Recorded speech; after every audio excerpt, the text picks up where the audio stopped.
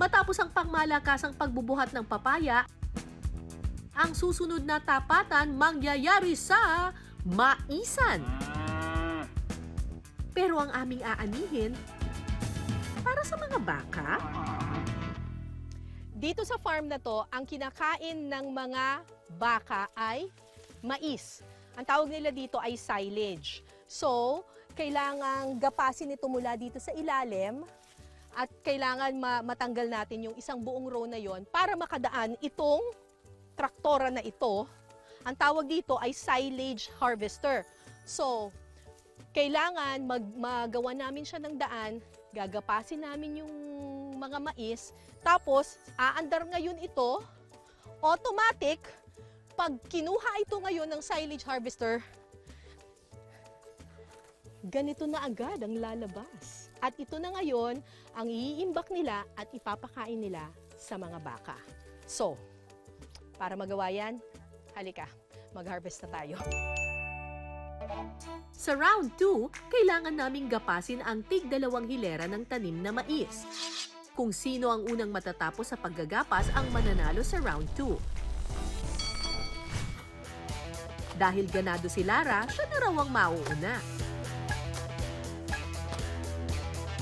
Go! Go! Go! Ingat sa paa! Wow! Yung style niya, 3 agad ang tinataba. Nakakatakot? Okay lang siya. Okay lang? Kapag crossfitter ang naglilinis dito, dapat naka-hook grip para mas matibay yung grip. Ah, may ganon! Grip, grip. So, thumbs under your fingers. Nagbibigay pa talaga ng mga tips! Woo! Mais ang ginagapas pero mukhang minamanilang ni Lara ang challenge na ito ah. Side siya sa braso, guys. Buhay pa! Kaya pa! Kaya pa! Pero para ako nag-workout, side sa likod, masahid sa kamay. Ano mas mahirap? Physical Asia? O pinasarap? Pinasarap. Wala mo kami ganito sa physical Asia. Konti na lang! Nagagalit na, oh! Konti na lang! Konti na lang! Ano ba konti tong na tournament lang. na pinasukan ko? Pakitabas na rin po yung akin. Yung part ko. Last 4!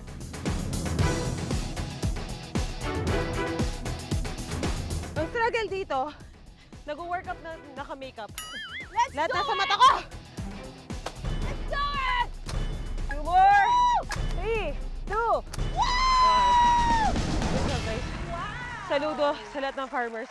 Ang hirap po ng ginagawa nyo. Salamat po sa binibigay nyo sa amin.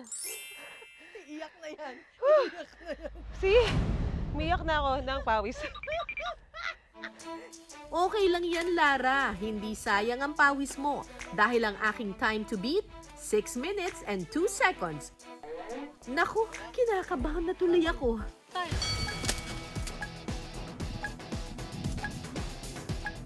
Let's go, Ma'am Cara! Careful sa paa. Natatakot ako! Baka mataga ako eh! Baka mataga ako! Ano ba yan?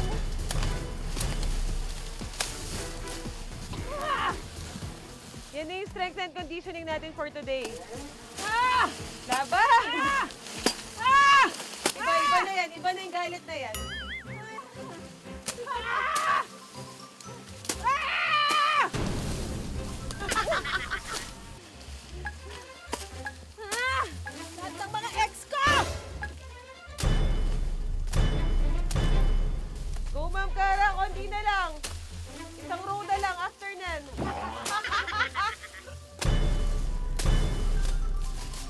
Baka pag nalimutan. Alright. Balik na lang dito. Meron pa pala. Few more. 4 meters, 4 meters. Ah! Oh, last 3 meters. Ah! Yan, last 2. 2 meters na lang.